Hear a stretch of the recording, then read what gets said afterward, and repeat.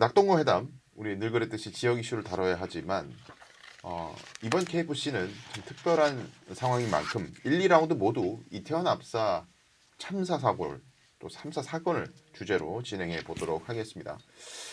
헬로윈을 앞둔 토요일이었죠. 지난달 29일입니다. 밤 10시 15분경에 서울시 용산구 이태원에서 대형 참사가 발생했습니다. 지난 2일 기준이죠. 사망자가 156명, 부상자가 172명 발생했습니다. 이태원에서 이제 헬로윈을 즐기기 위해서 많은 인파가 몰렸고요. 좁은 골목길에서 많은 사람들이 밀려서 믿을 수 없는 참사가 발생했습니다.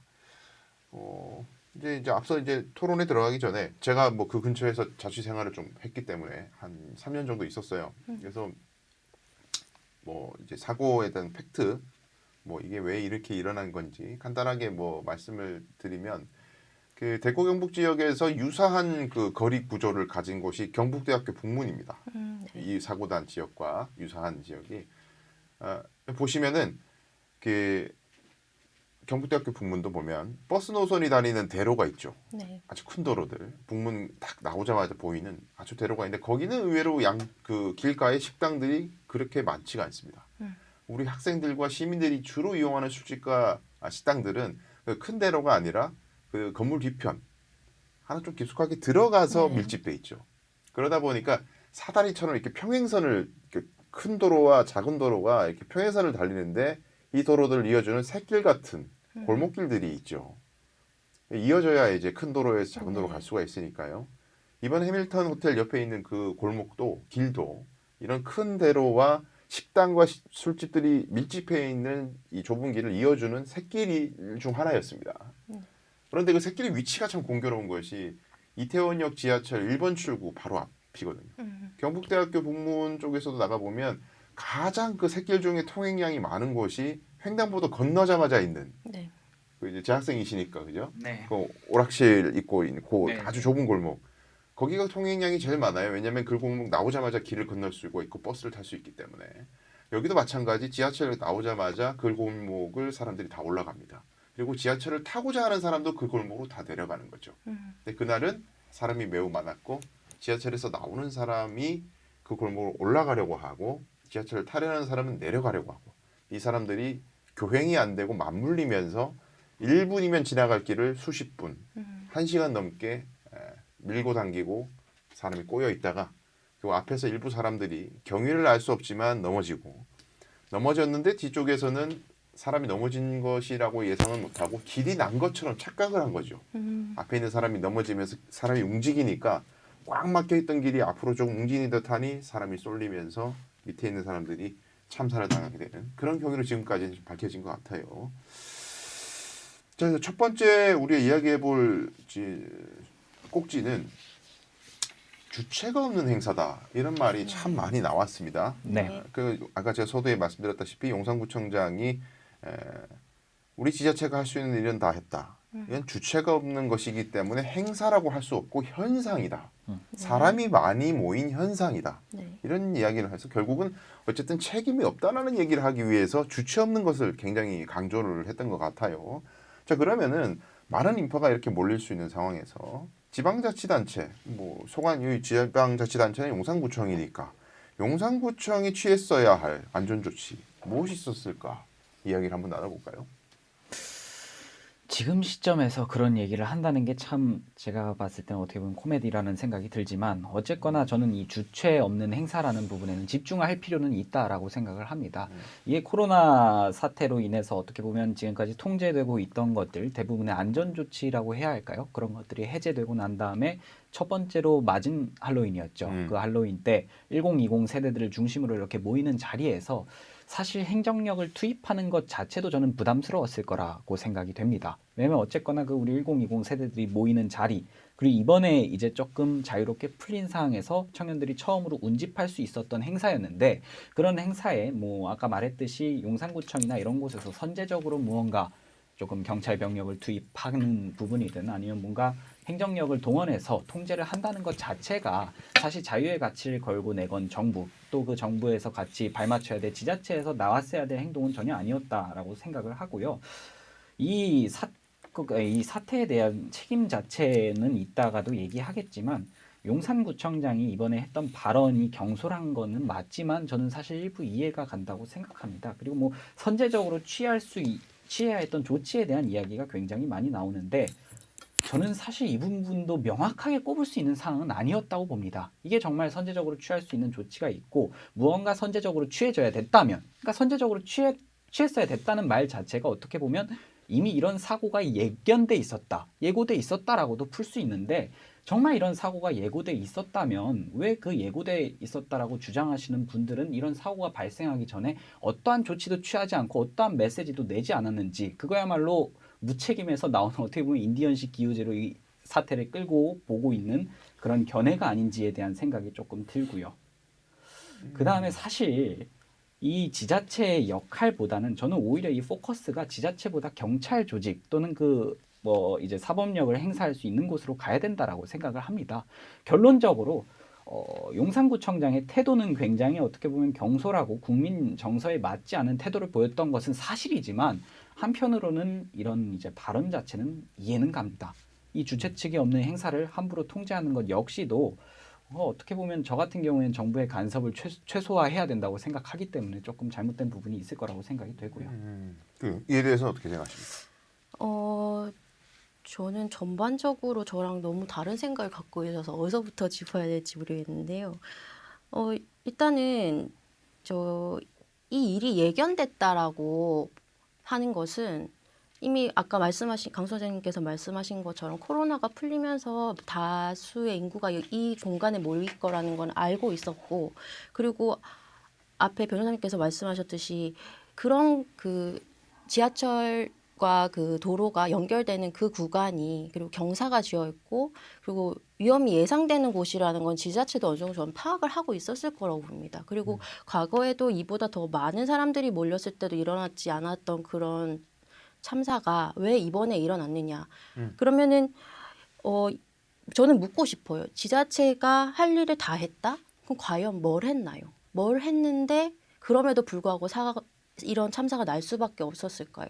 저는 그게 굉장히 묻고 싶은 부분이에요. 그래서 처음부터 주체 없는 행사라고 말을 한 것은 그냥 자신들의 책임 회피를 위한 그런 발언이 아니었나 저는 그렇게 보고 있습니다. 그러니까 조금 말씀하시죠. 첨언을 해가지고 일반적인 압사 사고 지금 뭐 한국에서도 몇 차례의 압사 사고가 실제로 있었습니다. 근데 이 규모가 이만큼 크진 않았지만 대부분의 압사 사고의 경우에는 이 병목 현상이라고 하죠. 어쨌거나 많은 사람들이 좁은 입구를 통해서 한 번에 빠져나가려다가 발생하는 사고가 대부분이었죠. 그러니까 사실 압사 사고가 야외에서 일어난다는 것 자체가 아마 저는 사실 이 지자체든 어디가 됐든 고려를 하지 못한 게 아닌가 하는 생각이 듭니다. 생각도 못했다. 워낙에 특이한 케이스였다 보니까 정말 어떻게 보면 예기치 못한 사고가 일어났던 상황이기 때문에 근데 아까 제가 못 짚은 부분 중에 그 지자체 책임 관련된 부분 중에 하나는 조금 찝어볼 만한 포인트가 있는 게 그 당시에 그 야외 공간 자체가 병목 현상 비슷하게 됐어요. 그 이유가 뭐냐면 해밀턴 호텔 쪽에서 그 편법이라고 해야 할까요? 아무튼 그 불법으로 증축된 부분으로 인해서 원래 5m 정도 되던 그 도로가 갑자기 3m로 좁아지는 그 구간이 있었다라고 합니다. 그럼 지자체에서 이런 부분에 대해서는 여기 이제 불법으로 증축된 부분에 대해서 강제 이행이라든지 아니면 지자체에서 취할 수 있는 안전 조치라고 하죠. 그런 조치를 충분히 취했나? 정도가 아마 지자체의 책임 소재 아니면 그 막을 수 있었다면 예방할 수 있는 방법 중에 하나가 아니었나 현실적으로 저는 그렇게 생각이 됩니다. 그래 이게 짚어주신 것 중에 그 부분은 이제 제가 뭐 변호사니까 그 이제 건축을 할 때는 항상 이제 신고를 해야 되고 네. 큰 규모의 건축은 허가를 받아야 되는데 신고는 그냥 일반적으로 얘기만 하면 되는 거고 네. 허가는 이제 허락을 받아야 되는 거라서 조금 그런 개념입니다만은 지금 여기에 있는 이제 지금 언론에 나오고 있는 문제된 것들은 어쨌든 증축이죠. 조금 네. 이제 늘린 것들 구조물들을 만들고 있는 그 참사가 일어난 고 골목 안에 또 고 사망자가 몰려 있는 그 공간 근처에 약간 길이 들어오게끔 만드는 구조물들이 있었던 것 같고요.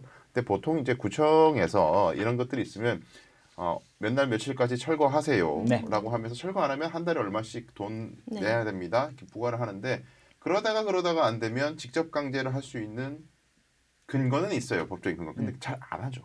부담이 아무래도 네. 계속 이행강제금 부담하는 채로 방치되는 경우가 굉장히 많습니다. 그래서 아마 그랬던 것 같고 우리가 지금 이제 언론에서 지적되고 있는 안전조치, 그러니까 지자체가 해야 된다는 거를 뭐 배제하고서라도 어떻게든 좀 있었으면 좋았을 법한 조치는 두 가지가 지금 꼽히고 있습니다. 하나는 지하철 무정차입니다.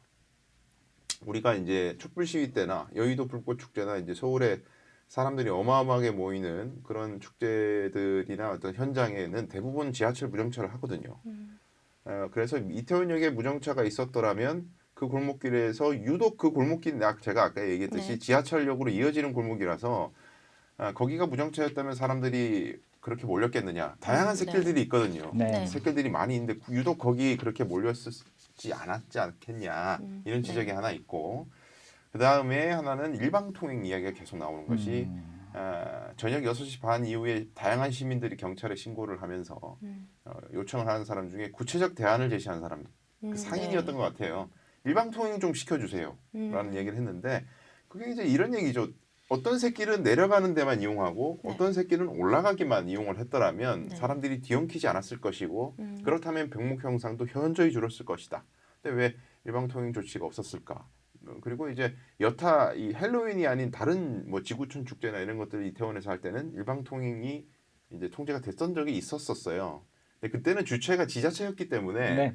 경찰과 지자체가 협조를 미리 해서 네. 이제 공조를 해가지고 그런 조치를 했던 거였거든요. 근데 이제 그게 안 됐으니까 이제 이런 네. 일이 일어난 거죠. 어쨌든 그래서 인과관계는 있기는 있으나 주체자가 없는 행사에서는 지자체가 그렇게 하기가 어렵다라는 것이 이제 용정구청장의 이제 입장인 거고 거기에 네. 대한 이제 서로 간의 입장차, 우리 패널들의 입장차는 있었습니다. 자 그러면 이태원 참사 같은 사고 발생했을 때 지자체가 어떤 책임을 져야 이제 생겼어요. 이제 사고는 생겼는데 책임과 관련해서는 법적 책임이 있고 정치적 책임이 있잖아요. 네. 이야기하기 전에 이제 상주 사건 우리 지역에 있었기 때문에 네네. 그 사건은 유죄 판결 받았습니다. 상주시장이 네. 유죄 판결 받고 죄명은 이제 업무상 과실치사상. 네.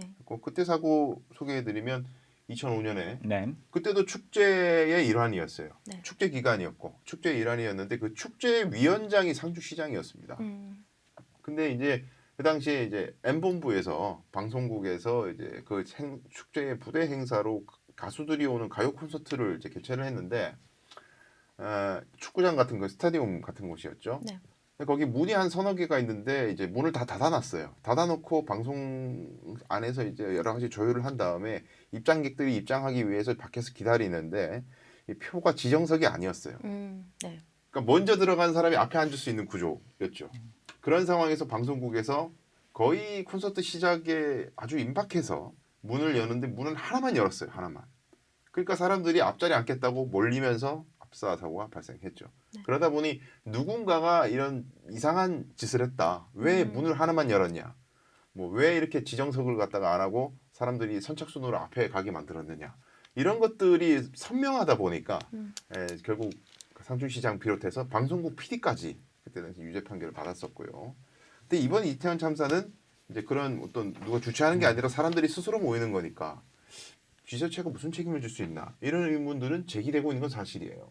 그래서 지자체가 져야 할 책임 그리고 지금 사후의 책임도 얘기하고 있습니다만 네. 사전에 지자체가 뭘 할 수 있어 뭘 해야 하느냐 주체 없는 행사에서 이 얘기를 좀 해볼게요. 사전이든 사후든 책임. 그럼 앞서 그 첫 번째 질문에서 언급했던 것처럼 네. 사실 이 주체 없는 행사에서 지자체나 행정력이 동원되는 것 자체가 저는 부적절하다고 보기 때문에 아까 말했던 것처럼 사실 지자체에서 할 수 있었던 유일한 조치는 그 병목 현상을 만들었던 해밀턴 호텔의 그 가벽 중축 현장 그거를 철거하는 것 외에는 없었다라고 봅니다. 일방통행에 대한 이야기가 많이 나오는데요. 그 민주당 인사들이 지금 언급하는 것도 일방통행만 있었어도 사고가 나지 않았을 것이다. 이런 얘기가 계속 들려오는데 경찰 쪽에서 밝힌 바로는 경찰 쪽에서 오피셜이 나온 걸로는 일방통행은 코로나19 조치로 인해서 그때 이제 뭐 QR 코드 찍고 그랬던 상황에서 특수적으로 시행됐던 거지 다른 이제 예년의 상황과 그렇게 실시된 부분은 아니다라고 분명히 밝힌 내용이 있기 때문에 그 부분까지도 저는 사실 이 용산구청에서 먼저 뭐 선제적으로 조치를 취했어야 되는 부분은 아니라고 생각합니다. 근데 아까 말했던 것처럼 조치를 취할 수 있는 부분이 있었더라면 지하철 무정차 운행 그게 제일 중요하고 아마 제일 조금 사고를 막을 수 있었던 키가 아니었을까 하는 안타까움과 유감스러움 정도는 느끼고 있습니다. 네. 어떻게 보세요? 저는 이걸 이런 비유를 좀 들어서 말씀드리고 싶어요. 지자체잖아요. 관할 지역에 지금 파티 축제가 열린대요. 근데 이렇게 보죠. 저희 집에 엄청 큰 대저택인데 저희 집에 지금 파티를 한대요. 근데 지금 제가 여는 파티는 아닌데 어쨌든 이 공간에 사람들이 몰릴 게 예상이 된다고 했을 때 내가 여기에 주인이라면 그러면은 어떤 것이 문제이고 어떻게 그 사람들이 와서 사고 나지 않게 안전하게 편안하게 잘 즐길 수 있는지 고민해보지 않을까요? 저는 네. 기본적으로 그런 거는 지자체장이라면 내 관할 구역에 많은 사람들이 그렇게 온다고 예견됐던 일이 생긴다고 했을 때는 최소한의 저는 그런 점검들은 다 해봤을 거라고 생각을 해요. 뭐 예를 들어서 뭐 주차 문제라든지 아니면 사람들이 유동인구가 어디로 몰릴 것이라든지 아니면 어느 구역이 혼잡이 예상된다든지 그런 것도 충분히 예견할 수 있는 거잖아요. 그랬을 때 거기에 관한 세심한 계획은 거기에 맞춰서 얼마든지 세울 수 있는 거죠. 그런데 만약에 저희 집에 오는데 그냥 문만 열어줄 수도 있죠.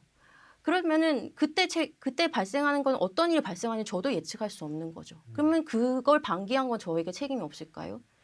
책임 있겠죠. 너무 그 국가 만능주의라는 생각은 듭니다. 지금 어쨌거나 그 뭐 계속 나오는 말 중에서 제가 눈여겨보고 있는 주장이 뭐 말씀하신 것도 어쨌거나 용산구 내에서 사람이 모일 걸로 예상됐는데 왜 용산구가 그거에 대한 준비를 안 했냐 정도로 생각이 되는데 그 거리 자체가 일단 사유지였다는 거.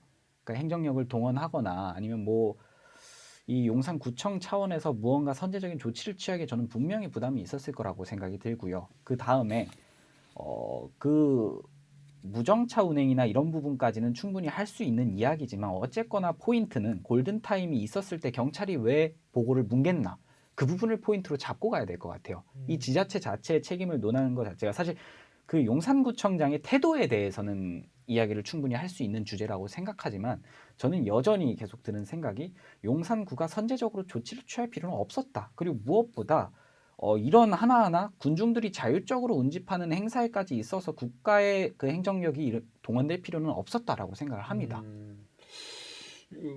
다양한 논쟁의 여지가 있는 화두를 많이 던져주셨어요.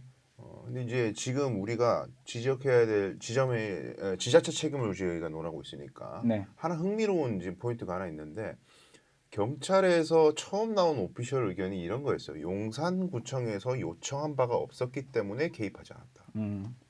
이렇게 미루고 있거든요. 네. 용산구청에서 요청을 안 하는데 경찰이 왜 이거는 112 신고 녹취록이 나오기 전 얘기입니다. 네. 네.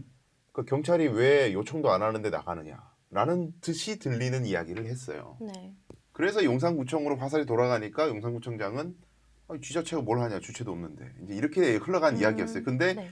112 신고 녹취록이 나오면서 이 판이 완전히 뒤집힙니다. 그죠. 예, 112 신고 녹취록에는 6시 반경 사고가 나기 4시간 전부터 압사당할 것 같다, 위험하다, 통제를 해달라, 이거 왜 가만히 냅두느냐, 뭐 파출소에 찾아간 BJ도 있었더라고요 보니까. 그렇죠.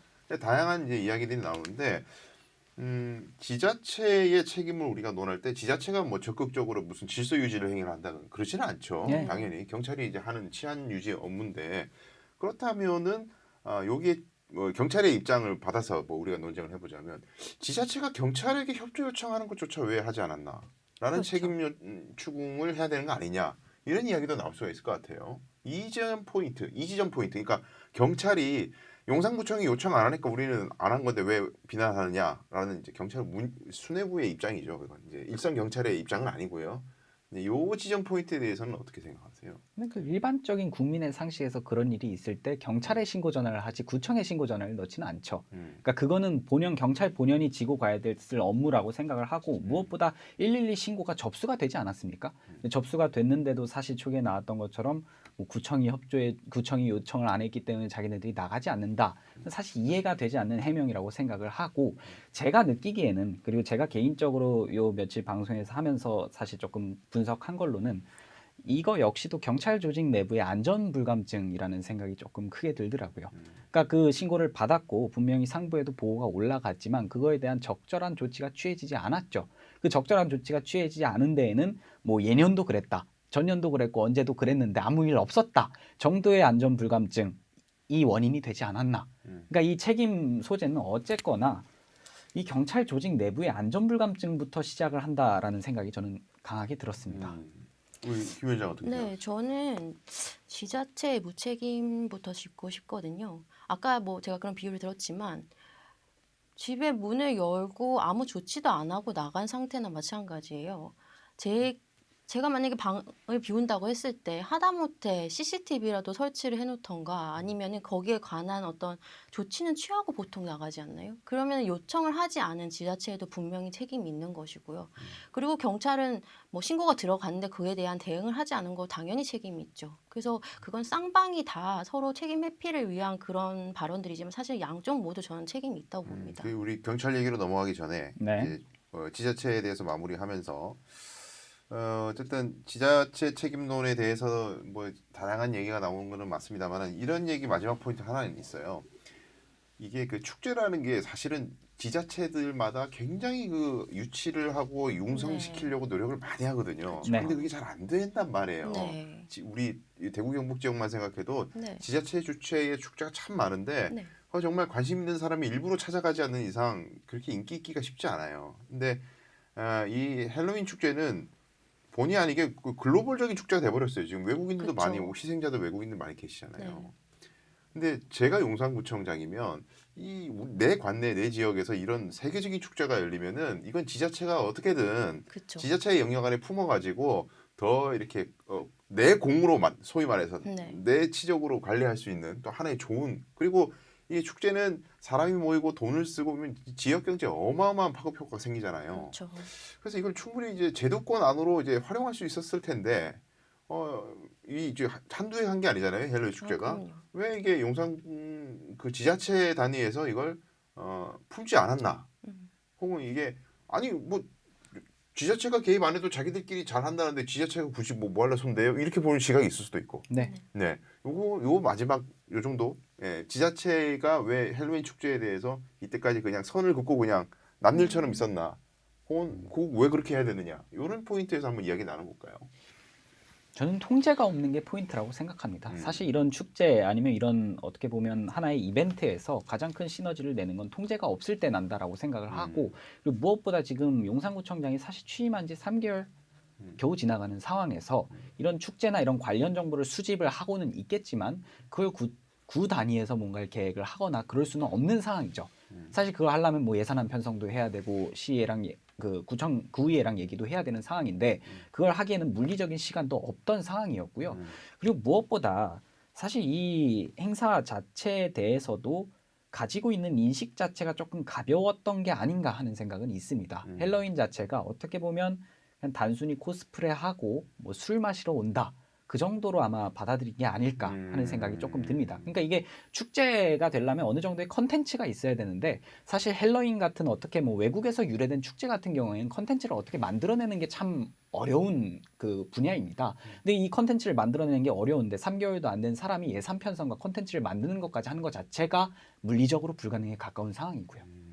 그러니까 뭐 저도 뭐 말씀하신 것처럼 사실 구청장이 이걸 가져가서 지적이 될 수도 있다라고 말씀하셨는데 전 동의하지 못하는 게 오히려 망쳤다는 얘기를 들을 가능성이 저는 크다고 봅니다. 만약에 구청에서 주최를 했다면 이렇게 많은 사람들이 참석하지 않을 수 있다. 네, 저는 오히려 그렇게 보고 이게 무엇보다 헬로윈이 지금까지 빛났던 이유가 그 자유로운 분위기 아닙니까? 그리고 이번에 그 자유로운 분위기가 더 빛났던 건 지금까지 있던 코로나19로 인한 안전조치들이 대부분 해제된 상황에서 모이니까 그 자유로운 그 분위기 자체가 극대화된 상황이었죠. 근데 거기서 갑자기 구청이 마이크 잡고 들어가가지고 뭐 행사를 열고 뭐 대부분 대행사를 이용하니까 대행사에서 막 그렇게 마이크 잡고 한다면 오히려 그런 분위기를 해칠 가능성이 높았다라고 보고요. 오히려 간섭하지 않을 때 더 축제가 융성해질 수 있다라는 시각에서는 네.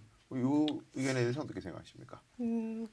근데 일단 지자체가 너무 이제 일을 본인 관할인 것과 아닌 걸 구분하는 방식 거기에서부터 일을 대하는 태도가 완전 달라졌다고 보는 거고요.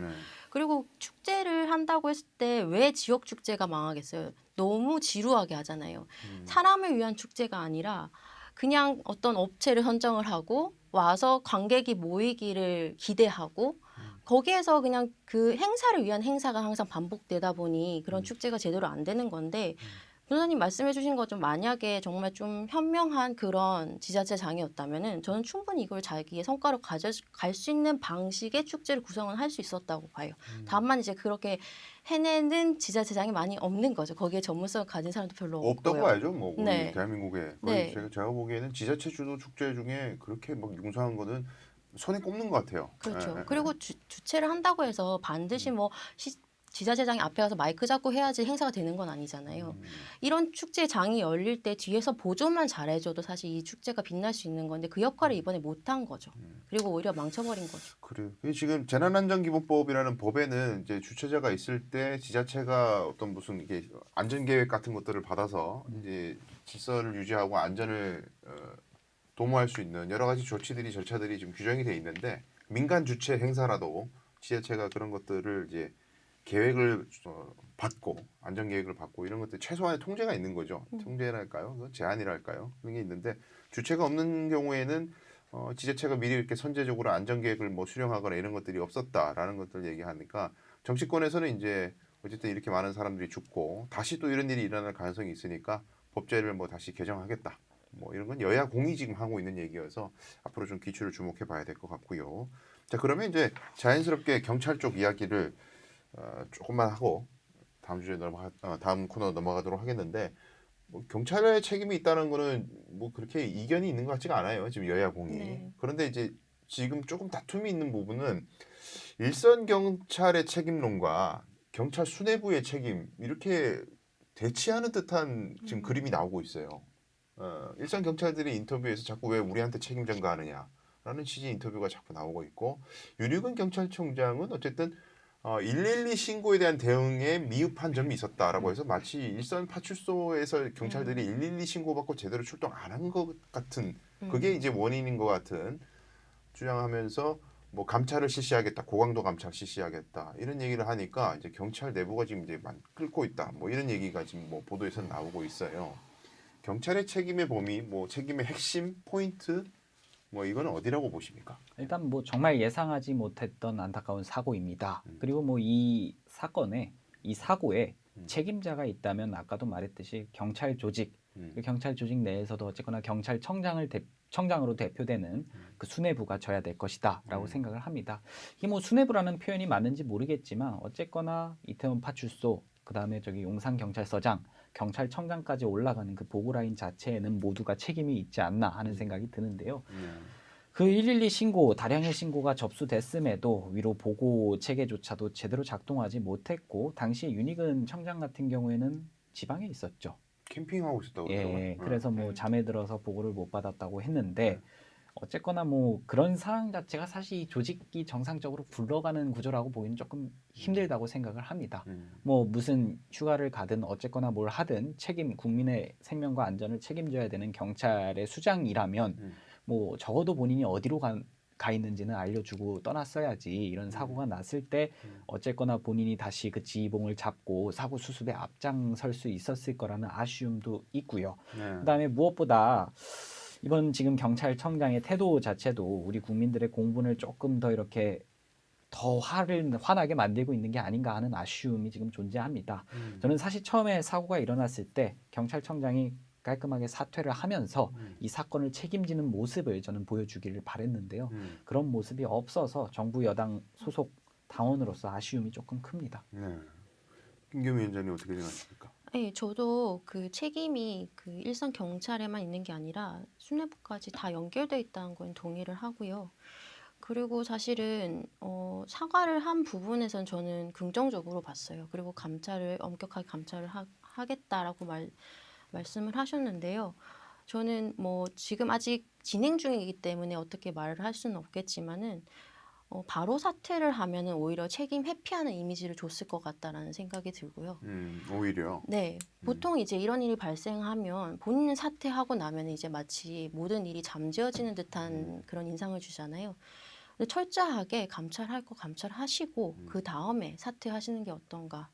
네, 저는 그런 생각입니다. 오히려 정무적인 메시지 상으로 아까 말씀드렸듯이 책임지고 사퇴하라는 말이 지금 당장 뭐 사퇴하겠다, 책임을 통감한다. 하지만 이 사건을 수습하고 나가겠다 정도로 이제 말씀드린 겁니다. 어쨌거나 확실한 거는 이거 관련해서는 누군가가 책임을 져야 된다고 한다면 그 책임의 방식 자체가 본인의 직을 내려놓는 그리고 더불어 가지고 그 사건에 대한 진상 규명을 해야 되는 거죠. 근데 사실 지금 민주당 쪽에서 주장하는 건 국정조사로 가자라고 하고 있는데 오히려 이런 사건에 대해서 진상 규명을 하기 위해서는 강제권을 가진 무언가 수사 권력의 힘이 저는 필요하다라고 생각하는데 대표적으로는 검찰이죠. 예.